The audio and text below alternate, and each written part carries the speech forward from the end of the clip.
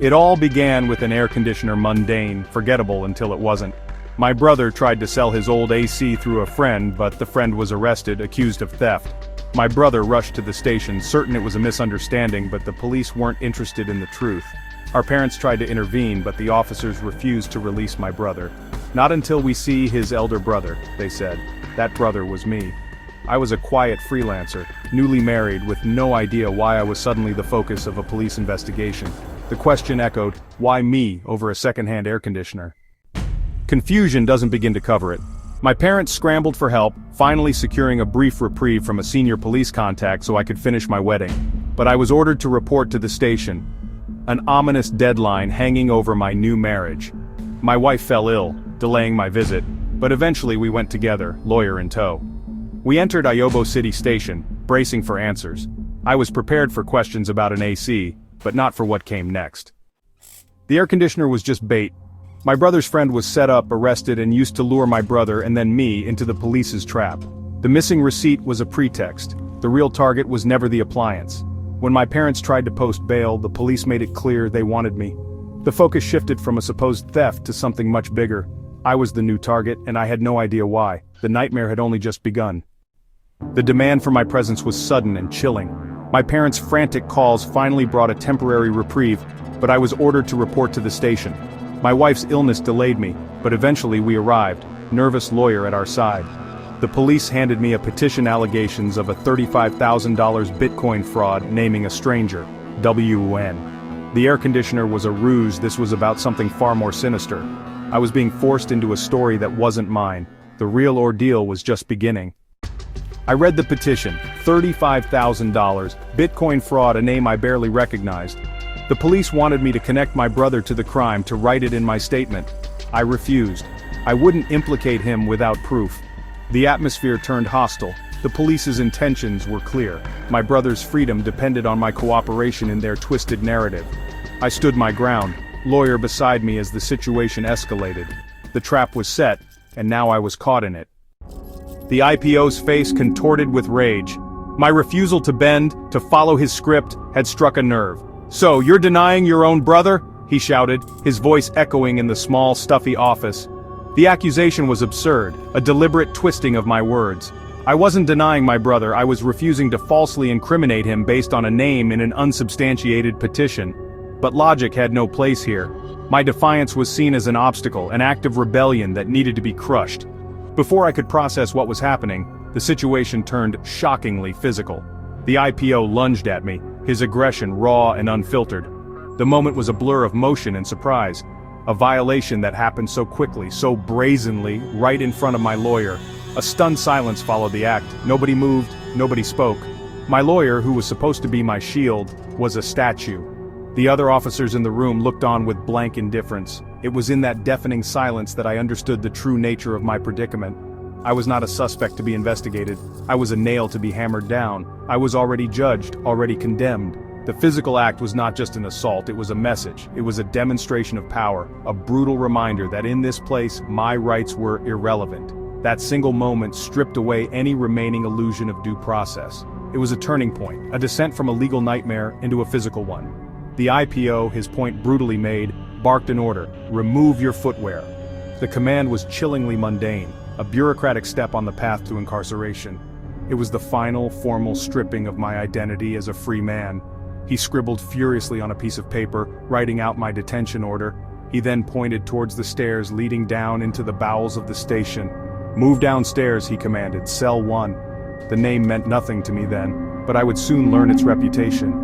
It was known among the detainees as the Hell Cell, the destination reserved for the most hardened criminals. For those accused of the most heinous offenses, I was being sent to the very bottom. As the heavy door of cell 1 clanged shut behind me, the eyes of the other inmates turned to me. They were hard, curious stares, sizing me up. The air was thick with the smell of sweat and despair. One of the men, his face a roadmap of hardship, looked at me with genuine disbelief. "Did you kill someone?" he asked, his voice a low growl. Another inmate chimed in, equally incredulous. "Were you caught with a gun?" Their questions confirmed my worst fears. Cell 1 was not for cases like mine. It was for murderers and armed robbers. I was speechless, unable to form a coherent response. All I could manage to whisper, to them and to myself, was a simple, hollow phrase: "It's a false allegation."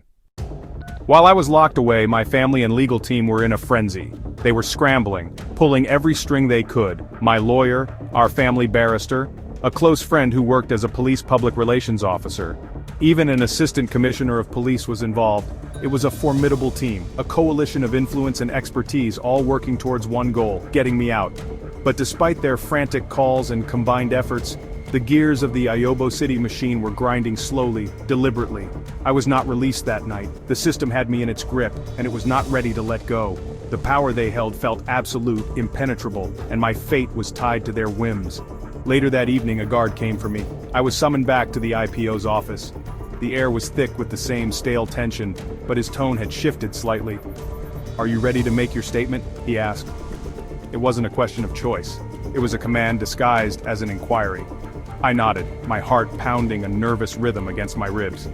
"Yes," I replied. I was uncertain of what was coming next, but I was determined to cling to the truth. It was the only weapon I had left in this bewildering arsenal of lies. I braced myself for the next phase of the interrogation, for the next twist in this surreal plot. He began to lay out his evidence. He retrieved a stack of documents and photographs from my case file, spreading them across his desk like a poker player revealing a winning hand. He described them as items submitted by the petitioner, the faceless accuser who had orchestrated this entire nightmare. As he pointed to each item, a cold chill snaked its way down my spine. The first was a photo of my brother. The second, a photo of me. The third, a photo of my mother. The fourth was my brother's bank account number. These were not abstract pieces of data, they were fragments of my life, of my family, now twisted into so-called evidence in a criminal case. How did they get these? The list continued. A payment slip referencing a bank in Uganda, a photo of someone described as my brother's partner, my phone's IME number, my home address, a series of call logs that looked doctored, inaccurate. Items 1 through 4, the photos of my family, the bank details, were real. They were personal. They hit me with the force of a physical blow. The violation felt immense. Our private lives had been infiltrated, mined for information, and handed over to the police to be used against us. The officer looked at me, a flicker of something unreadable in his eyes. "We've been watching this case since last year," he said. "It was a threat, a tactic to apply pressure, and it worked." The IPO picked up another photograph from the cluttered desk. It was a picture of a man I didn't recognize. "This is Mr. V," the officer announced. This was him, the petitioner, the ghost who had been haunting my life from a distance. According to the IPO, Mr. V lived outside the country. He had filed his complaint alleging that I had built a Bitcoin trading website for him. The connection, he claimed, was made through another man, someone he referred to as Mr. M. The story was that after I built the site, I had used it to defraud one of his clients of a staggering $35,000. Then, to cover my tracks, I allegedly blocked him and shut the entire website down, disappearing with the money. The names were meaningless to me. Mr. V, Mr. M. They were just letters, empty vessels with no connection to my reality. As a freelancer, I worked with clients from all over the world. Many of them used aliases, nicknames, or business names. It was the nature of the digital marketplace. I rarely met any of them in person. Our entire relationship existed in emails and chat windows. All I could do was repeat my truth, a simple and unwavering defense. "I don't know these people," I said again, my voice firm despite the fear coiling in my gut. I was adrift in a sea of names and accusations that felt like they belonged to someone else's life. The IPO paused, letting my denial hang in the air. He studied my face, perhaps searching for a crack in my composure, a flicker of recognition. I had none to give. He then delivered the next blow, a piece of information designed to extinguish any lingering hope of a quick release. "There's a court order to detain you for 21 days, he stated flatly. The words hit me with the force of a sentence already passed. 21 days, 3 weeks of my life, stolen, 3 weeks in this hellhole, based on the word of a man I'd never met, and a story that made no sense. It was a crushing weight, a future suddenly sealed in concrete. He never showed me the court order. I was given no document to read, no piece of paper to verify. My lawyer was not present to challenge it. The claim was made, and I was expected to accept it as fact. At that point, my mind was spinning too fast to even protest. I was no longer just trying to prove my innocence, I was simply trying to survive, to understand the mechanics of this nightmare. How could a court issue such an order without hearing my side? without seeing any concrete evidence linking me to this alleged crime? Back in my cell that night, the questions swirled in the darkness, a relentless, tormenting cycle with no answers in sight. That night, back in the suffocating darkness of Cell 1, my mind was a maelstrom.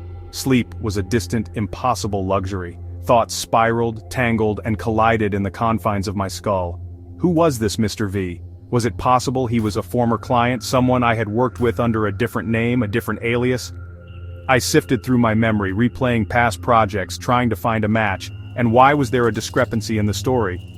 The official petition spoke of a Bitcoin trading platform, a world of cryptocurrency I knew little about, but the IPO in his verbal summary had referred to it as an online banking site. The details were inconsistent, shifting like sand. The more I thought, the more questions I had. The conditions in Cell 1 were unbearable. It was the most hostile, most intimidating cell in the entire facility. I knew I couldn't last long there. I made a request, a plea to be moved. By some small miracle, or perhaps through the intervention of one of my family's contacts, my request was granted. I was transferred to Cell 9. It was still a cage, but it was a world away from the overt aggression of Cell 1. From there, through the kindness of the inmate in charge, the cell president, I was sometimes allowed to stay in Cell 5. This cell felt safer, more humane. It was a small mercy, a tiny pocket of breathable air in an ocean of suffocation. That first night in Cell 5, I lay on the cold floor, my eyes wide open, staring at the cracked, stained ceiling. Sleep would not come. The events of the day replayed in my mind on a torturous loop. The accusation, the physical aggression, the casual mention of a 21-day detention order. In the suffocating silence of the cell, I whispered a prayer into the darkness. "Lord," I murmured, my voice barely audible, "you know I haven't defrauded anyone. You know I'm not guilty." It was a desperate plea, a raw appeal to the only authority higher than the one that had locked me away. Faith was all I had left to cling to. I couldn't shake the image of my wife. I had seen her earlier, her face a mask of pain, her eyes filled with tears she was trying to hold back. The contrast was a brutal, twisted irony that clawed at my soul. Just days ago, on May 24th, we had stood together hand in hand, making our wedding vows. We were at the very beginning of our life together. Now, on May 29th, I was locked in a cell, separated from her by iron bars and false accusations. The journey from the wedding altar to a prison floor was a whiplash I couldn't process. It felt like a different lifetime, a happy memory from a world that no longer existed.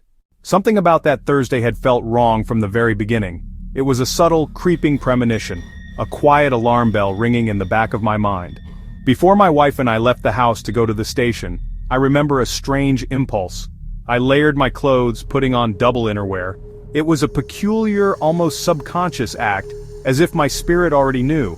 It was as if my body was preparing for a long, cold night away from home, bracing for an impact that my conscious mind had not yet registered. My intuition was screaming a warning, a silent message that I was walking into a trap from which I would not be returning anytime soon. Even before we arrived, my wife had noticed something was off. The lawyer we had hired, the man supposed to be our legal protector, was acting strangely. He seemed unusually friendly and familiar with the IPO, a rapport that felt more like collusion than professional courtesy. He had demanded his payment up front before agreeing to escort us, a red flag we had foolishly ignored. Then he didn't even show up himself, sending a junior lawyer in his place. On the ride to the station, the junior lawyer turned to my wife, her question laced with a chilling certainty. "Do you know they might detain you today?" she asked me. It wasn't a warning, it was a prediction. And then there was the IPO's claim, a court order for my detention. 21 days. The number echoed in my head. It was a definitive, terrifying sentence. But it was delivered without proof. No document was ever shown to me or my legal counsel. It was a verbal decree, a powerful tool of psychological warfare. Was it real? Or was it just another lie, another tactic to break my spirit and coerce a confession? In the chaos of the moment, it didn't matter. The threat was potent enough. The mere possibility of being locked away for 3 weeks without trial or recourse was enough to paralyze me with fear. It was a masterclass in intimidation. Despite the darkness, a sliver of hope emerged in the unlikely sanctuary of Cell 5. The men there, my fellow detainees, had formed a fragile community. They shared their stories, tales of injustice, mistake, and desperation. They offered words of encouragement to one another, small gestures of solidarity that made the unbearable weight a little lighter. They prayed together every morning and every night. In those moments, we were not just prisoners. We were broken men, clinging to the last vestiges of our faith. We were a brotherhood forged in hardship, finding a strange and powerful grace in the darkest of places.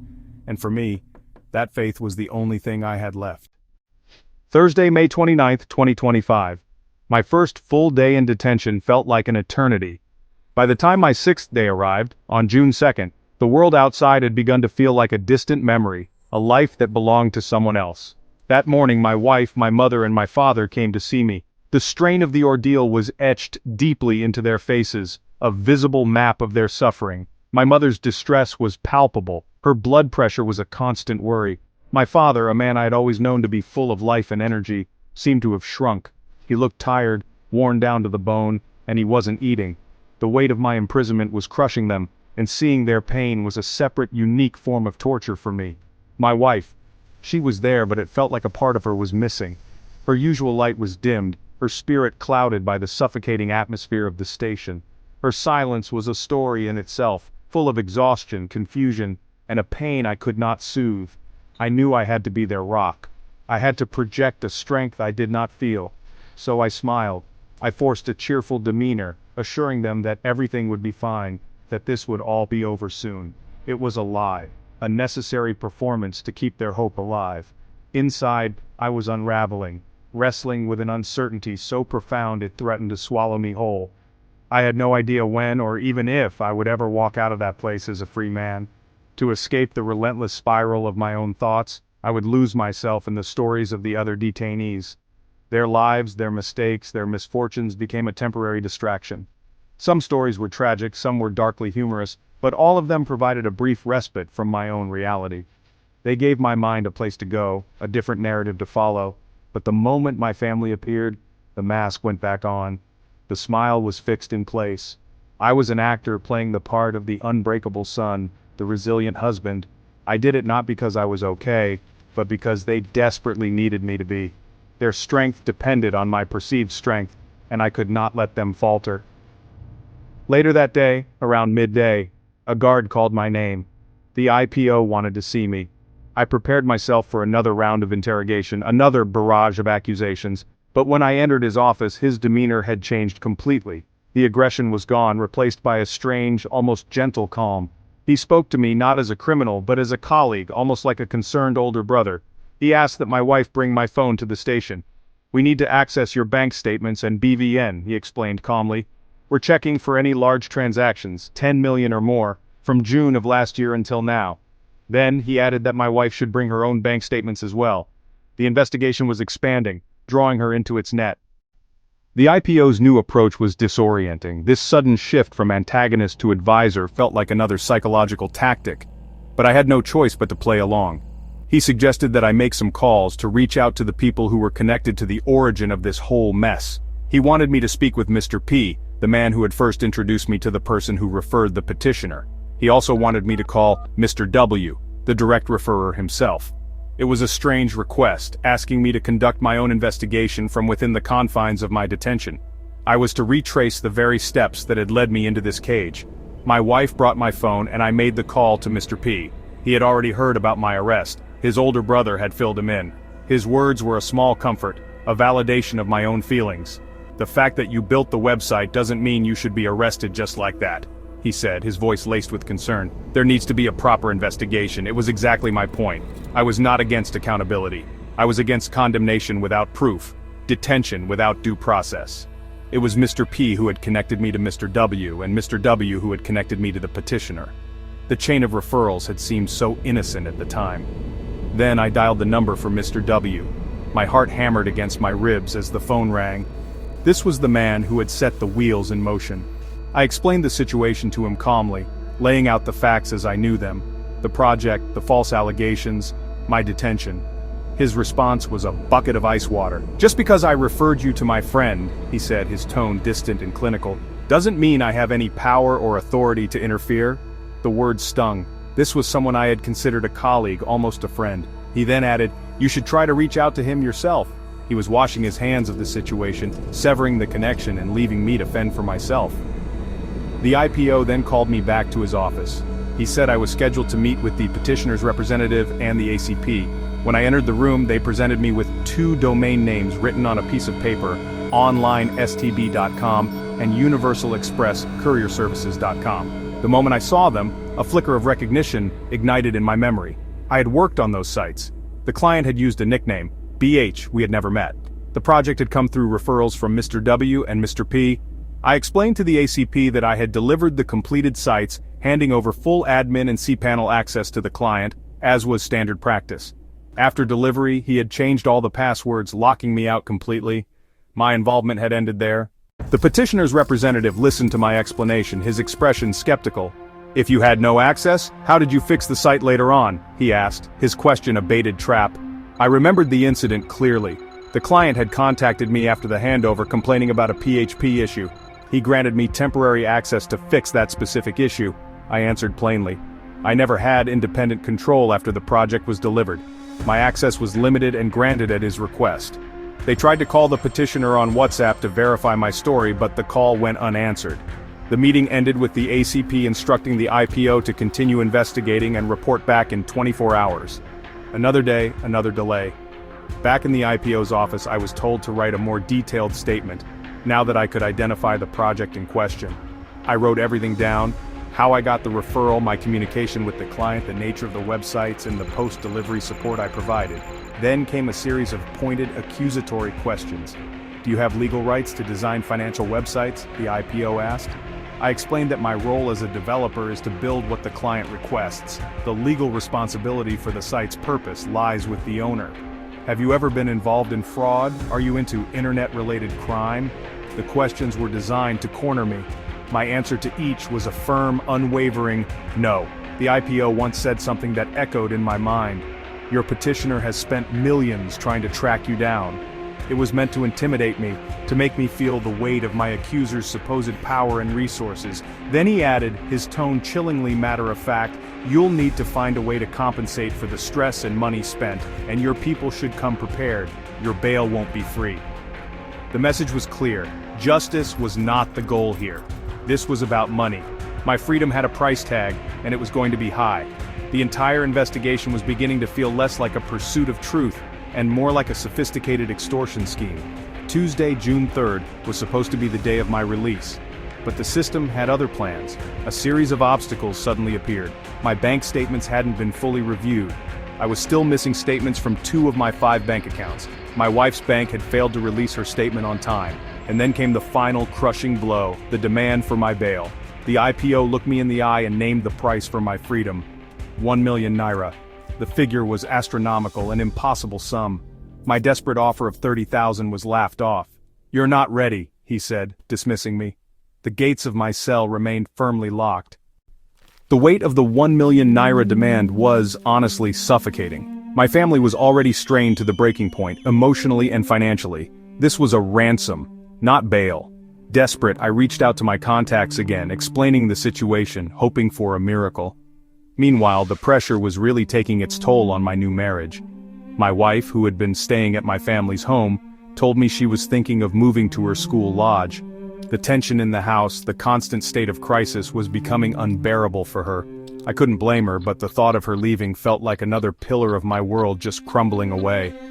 Later that day, she visited, bringing the printed bank statements. But her energy was different. A cold distance had settled between us. She seemed withdrawn, her presence more of an obligation than an act of support. As I prepared to hand my phone back to her, a daily ritual that had become a small point of connection, she stopped me. "Call your mom and give her the phone," she said, her voice flat. The words were a knife to the heart. She then added, "Let me know when you're out. Coming here is giving me a headache." In that moment, something inside me shattered. I felt utterly and completely abandoned by the one person I needed most. I returned to my cell and wept. Not loud, histrionic sobs, but the quiet, gut-wrenching tears of a man who has lost his anchor. I was not just a husband wrongly accused, I was a man who had worked tirelessly for his family, only to find himself alone when he was at his lowest. To be fair, she had been trying. She brought clean clothes, she showed up every day. Even my cellmates had commented on her dedication. But those words, spoken in a moment of stress and frustration, had undone it all. They had exposed the terrifying fragility of the trust we had just begun to build. By the next day, June 4th, I had made a pact with myself. I would not let the pain of that moment poison my heart. "I will continue to love my wife first," I vowed silently. My extended family comes second. When she visited, the coldness was still there. I gently told her how much her words had hurt me, not to start a fight but to bridge the chasm that had opened between us. "Where do we go from here?" I asked, my voice heavy with the weight of the question. Her reply was a whisper of uncertainty, a reflection of our broken state. "I don't know." Later that day, the bail negotiation resumed. The price dropped from $1 million to $300,000, and finally, after my mother's tearful plea, to $150,000, it was paid. And just like that, I was released. In the joyful, chaotic run-up to our wedding, I did what many modern couples do. I created a WhatsApp group. It was called the Marriage Committee, a digital gathering place for the people I trusted most to help coordinate the celebration. There were 32 members in total, 32 people I considered friends, family, and close confidants. It was meant to be a space for support, for sharing updates, for delegating small tasks. It was supposed to be a circle of trust. But looking back now, from the cold, harsh reality of a police cell, that group chat took on a sinister new meaning. It was no longer just a list of friends, it was a list of potential suspects. Someone in that circle, someone I had personally invited into my life, had betrayed me. As I sat in detention, my mind endlessly replaying every detail, I began to fixate on that group. I scrolled through the chat history in my memory, searching for anything out of place, and then it hit me. One person. Out of all 32 members, one person had remained completely and utterly silent. He had never posted a single message, no words of encouragement, no congratulations, no logistical questions. He was just there, a digital ghost, a silent observer in a room full of celebration. At the time, I hadn't given it a second thought. People are busy, life gets in the way. But now, his silence felt loud, deliberate, and deeply unsettling. It was the silence of someone who was not there to participate, but to watch. Then came the other pieces of the puzzle. The strange coincidences that suddenly seemed less like coincidences and more like calculated moves in a hidden game. The petitioner, this mysterious Mr. V from abroad, had somehow obtained a copy of my wedding invitation card. How was that possible? It wasn't a public document.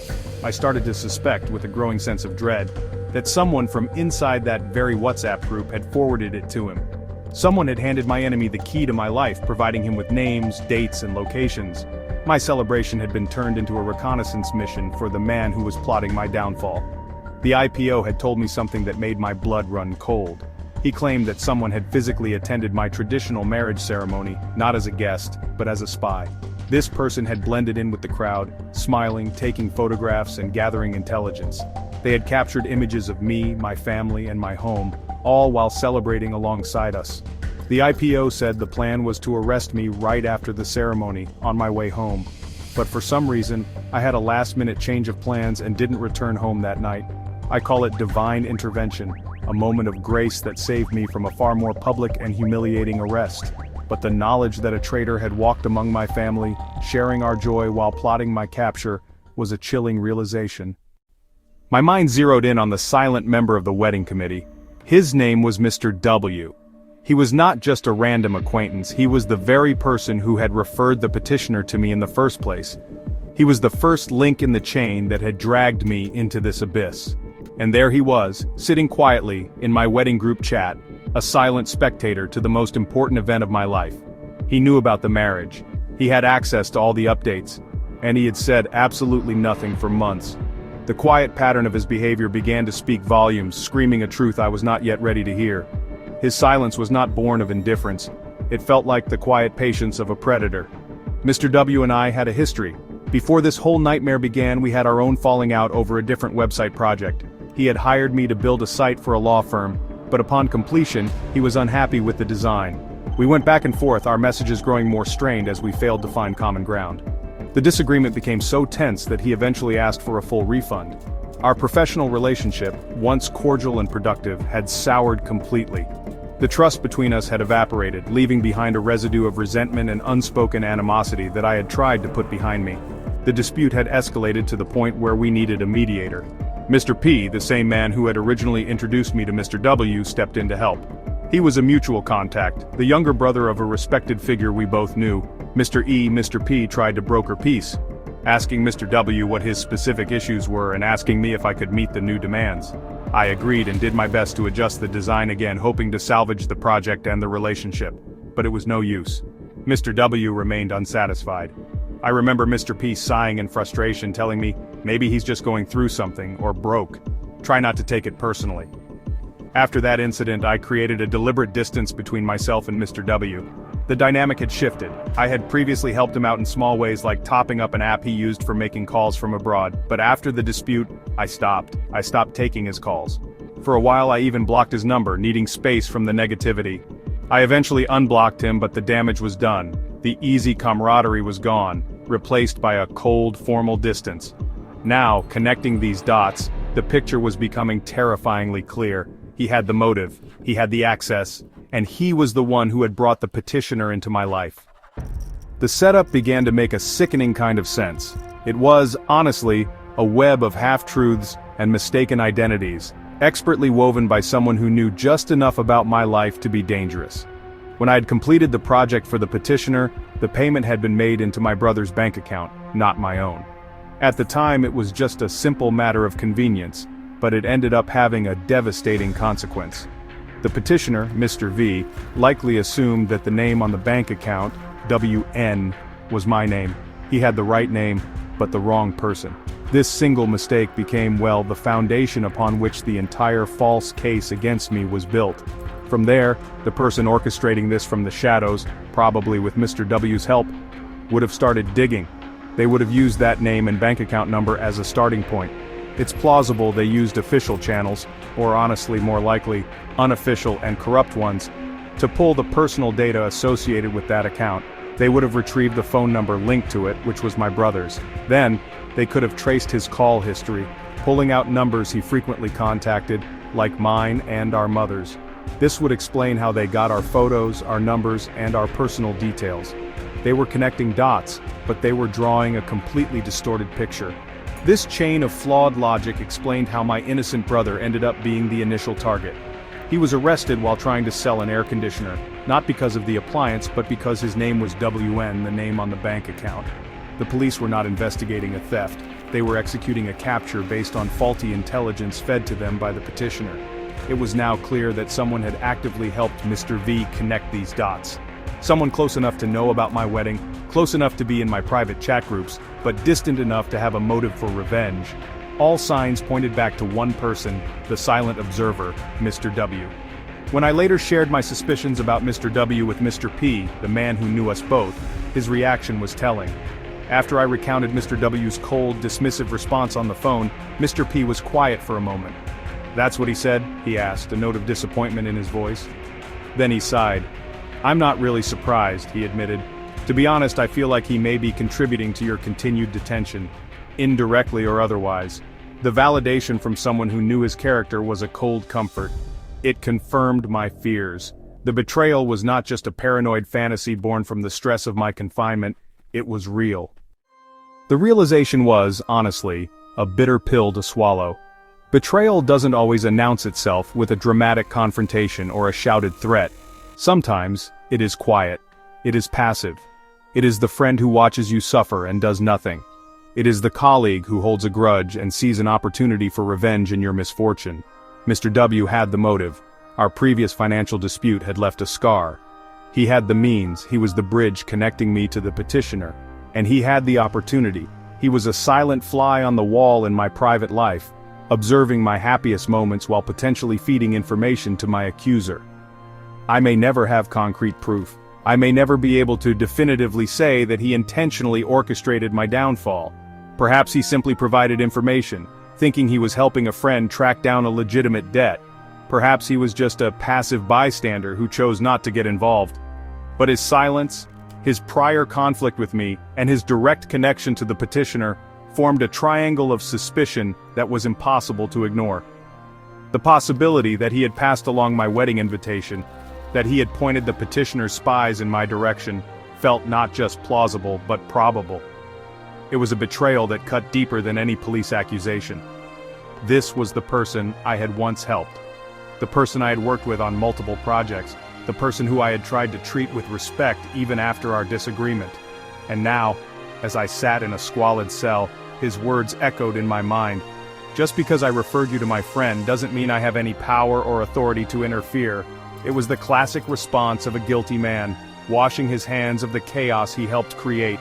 He wasn't just refusing to help, he was actively denying any responsibility, distancing himself from the fire he had almost certainly helped to start. The coldness of it was what hurt the most.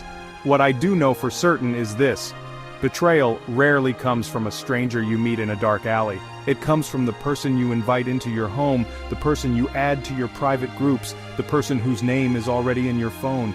It wears a familiar face, speaks with a familiar voice, and knows exactly where to stick the knife.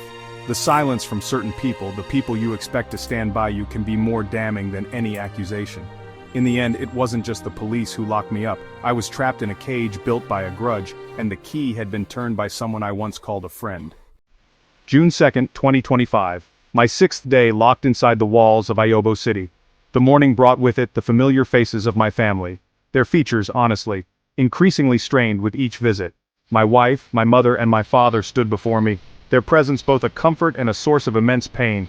I could see the toll this ordeal was taking on them, a slow erosion of spirit and health. My mother's blood pressure was a constant, looming concern, a physical manifestation of her silent anguish. My father, always a pillar of strength and vitality, now seemed diminished, his energy depleted by worry and sleepless nights. He wasn't eating, his body mirroring the hollowness he felt inside. Seeing them suffer was a unique kind of hell, a punishment far worse than the cell itself. And then there was my wife, my new bride, the woman I was supposed to be building a life with. It was as if a light inside her had been extinguished. She was physically present, but her spirit seemed to be somewhere else entirely, lost in a fog of confusion and exhaustion. Her silence screamed louder than any words could. It spoke of a future that was suddenly uncertain, of promises that felt fragile and threatened. I knew in those moments that my own strength was all that was holding them together. I had to be their anchor in this storm, even as I was drowning myself. So I smiled. I forced a look of confidence I did not feel, assuring them this nightmare would end soon. It was a performance for their sake, a necessary lie to shield them from the depths of my own despair. Because deep down, I was wrestling with a terror so profound it threatened to consume me. I had no idea when I would be released. The casual mention of a 21-day detention order hung over me like a guillotine. The days stretched out before me, a terrifying expanse of uncertainty. To cope, to simply survive the crushing weight of each hour, I would immerse myself in the lives of my cellmates. Their stories of woe, injustice, and dark humor became a temporary escape, a way to silence the screaming in my own head. Their narratives gave me a place to hide from my own. But the moment my family appeared, the mask would go back on. The smile would be plastered in place. I became an actor in my own tragedy, playing the role of the unbreakable son, the resilient husband. I did it because their hope was tethered to mine, and I could not bear the thought of that tether snapping. My strength, however feigned, was their lifeline. Later that day, the IPO summoned me. His demeanor had shifted dramatically. The aggressive interrogator was gone, replaced by a calm, almost collegial figure. He requested that my wife bring my phone, explaining they needed to check my bank statements for large transactions. Then, he added that she needed to provide her own bank statements as well. The net was widening, pulling her deeper into this mess with me. The IPO's suggestion that I call Mr. P and Mr. W felt like a bizarre twist in an already surreal plot. I mean, I was an inmate, yet I was being instructed to conduct my own investigation. So I called Mr. P first. His words were, well, a small comfort. He affirmed that building a website was not grounds for arrest, that a proper investigation was necessary. Then I called Mr. W, the man who had referred the petitioner to me, the man who sat silently in my wedding group. His response was a cold slap in the face. He washed his hands of the situation, telling me he had no power to interfere, and that I should reach out to the petitioner myself. It was a brutal clinical dismissal from someone I once considered a friend. When I recounted Mr. W's response to Mr. P later, his reaction was telling. A heavy sigh, followed by a reluctant admission. "I'm not really surprised," Mr. P said. "To be honest, I feel like he may be contributing to your continued detention." The words confirmed my darkest suspicions. The betrayal was not a figment of my imagination. It was real. It had a name and a face. Meanwhile, the demand for my freedom had been made clear. The IPO had bluntly stated that my bail would not be free. The petitioner had allegedly spent millions and compensation was expected. This was no longer about justice. It was a transaction. My freedom was officially for sale. June 3rd was supposed to be my release day, but the system erected a series of new walls. The bank statements were not fully reviewed, 2 were still missing. My wife's bank had delayed releasing hers. Then came the official price, 1 million naira, an impossible soul-crushing figure. It was a ransom.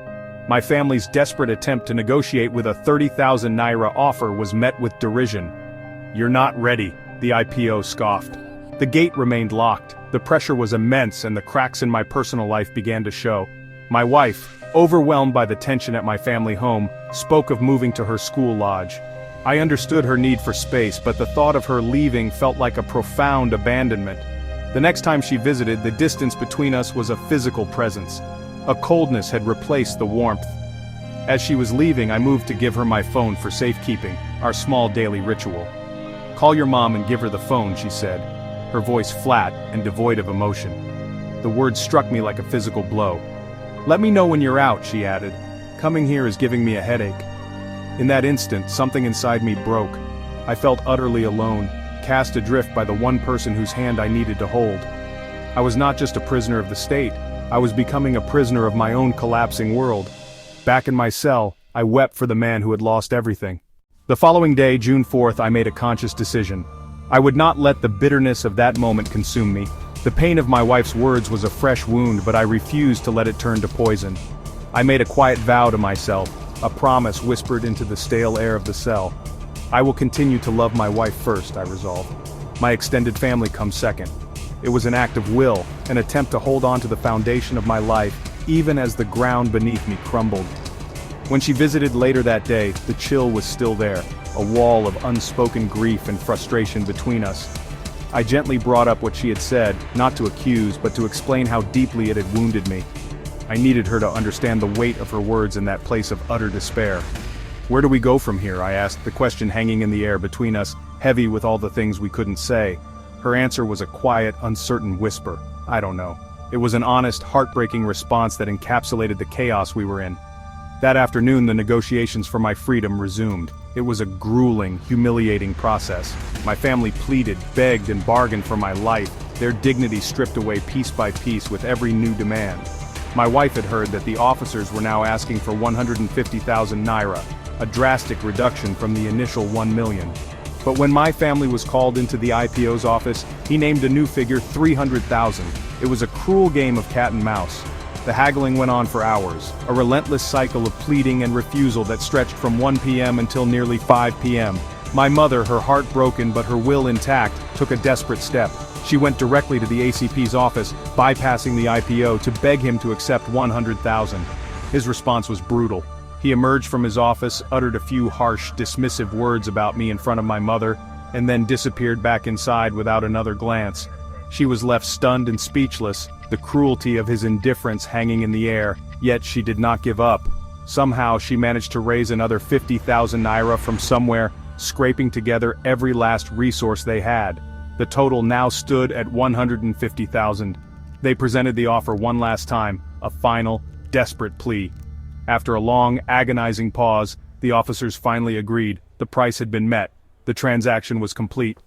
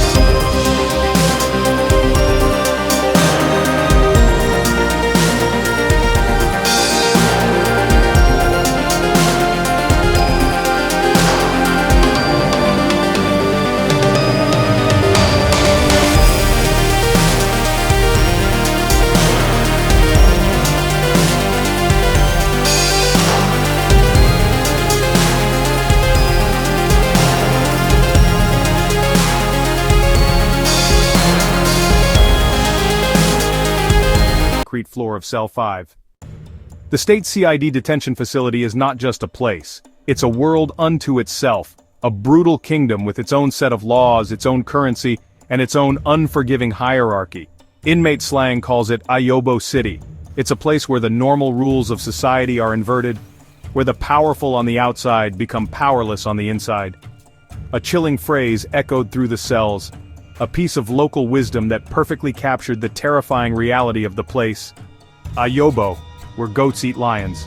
It meant your status, your wealth, your connections, they were all worthless once you crossed that threshold. Inside Ayobo City you are stripped bare. You start from zero. Respect is not given, it is earned through submission and survival. The cell operates on a rigid internal structure.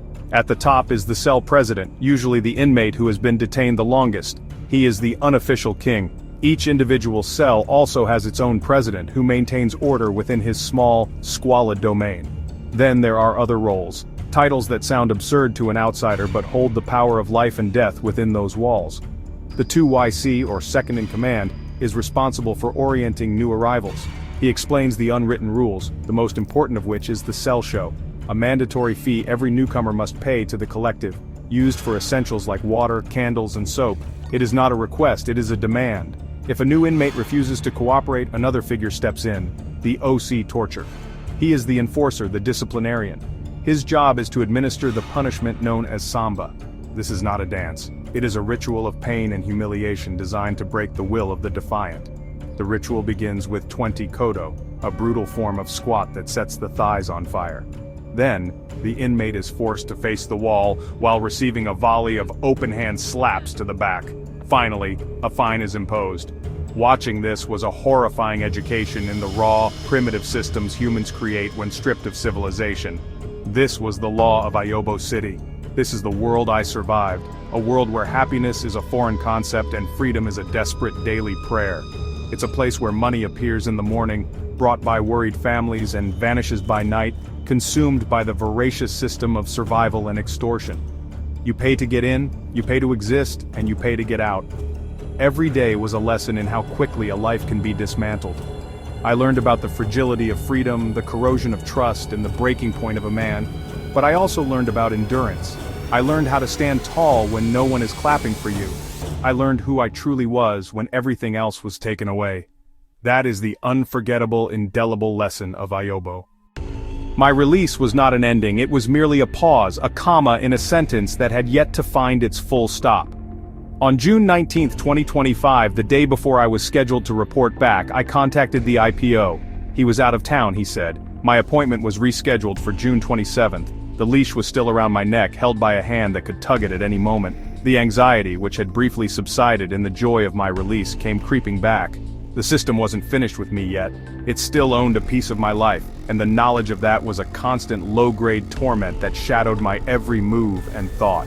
When the 27th arrived, I was unwell, the stress of the ordeal manifesting as a physical sickness. I called the IPO and requested permission to send my brother in my place, along with the 2 remaining bank statements they had demanded. The officer agreed, but with a cryptic instruction. He told me my brother should come prepared to assist in facilitating the continued progress of the case. It was a thinly veiled code, a demand for more money. The machine always needed to be greased. I gave my brother the documents and a small amount of cash, enough to satisfy whatever minor administrative costs might arise. He was now my proxy in this ongoing nightmare. My brother later reported back with an update that sent a fresh wave of unease through me. The IPO had mentioned that the petitioner, the mysterious Mr. V, was reportedly in a neighboring country. He was close. The officer suggested that a face-to-face meeting between us might be possible soon, a meeting that could finally bring the entire matter to a resolution. Was this a genuine step towards clearing my name, or was it the prelude to another shakedown? Was I being set up for a final, high-stakes confrontation where I would be pressured into a settlement to make it all go away? I was no longer in a physical cell, but the emotional prison remained. The uncertainty lingered, a ghost in my own home. I was free, but not free. I was out, but not cleared. The case file was still open, my name still attached to a crime I did not commit. Every phone call from an unknown number made my heart leap. Every official-looking envelope in the mail sent a jolt of fear through me. My life was in limbo, held hostage by the whims of a corrupt system and a faceless accuser. The chapter that began with an air conditioner was far from closed. The story was not over, and I had no way of knowing what the final page would say, or what the final cost would be. I am not writing this story from a place of bitterness or revenge. I am writing it from a place of survival. I am writing it because I have a responsibility to speak. My experience was a brutal education in the dark realities that exist just beneath the surface of our society. It is a warning. To anyone out there who feels trapped, who has been wrongly accused, who has been betrayed by the very system meant to protect them, do not be silent. Hold on to your truth. Your voice is the most powerful weapon you possess. Document everything, record every conversation, save every message. Your story is your shield and your sword. To my fellow digital professionals, the coders, the designers, the freelancers of the world, this is a cautionary tale. Our work exists in a global, often anonymous marketplace. We build things for people we will never meet, based on trust that can be easily broken. Do not just master your craft, you must also master your protection. Vet your clients. Use contracts for everything. Keep meticulous records of every project, every payment, and every handover. Never use personal accounts for business transactions. Build a firewall between your professional life and your personal life because there are predators who will exploit any weakness, any connection to their advantage. Your talent makes you a target. Be prepared. This journey through Ayobo City changed me forever. It stripped away my naivety and replaced it with a hard-earned wisdom. It taught me that the lines between friend and foe can blur with terrifying speed. It showed me that betrayal often comes not from a stranger but from a familiar face, a silent observer in your inner circle. It revealed the terrifying speed at which freedom, something we take for granted, can be snatched away. But it also taught me the incredible resilience of the human spirit, the strength of family, and the profound power of faith in the darkest of nights. I survived. And now, I must speak for those who cannot. My story is just one of many. Every day, in places like Ayobo, innocent people are swallowed by a system that feeds on fear and corruption. Their stories are often lost, their voices silenced behind bars and bureaucratic walls. If my story can serve as a light for even one person navigating a similar darkness, if it can warn one professional to protect themselves, if it can expose even a fraction of the injustice that thrives in the shadows, then my suffering will not have been in vain. Thank you for listening. Your attention is a form of justice. And it is a powerful reminder that even after the darkest night, the sun will rise again.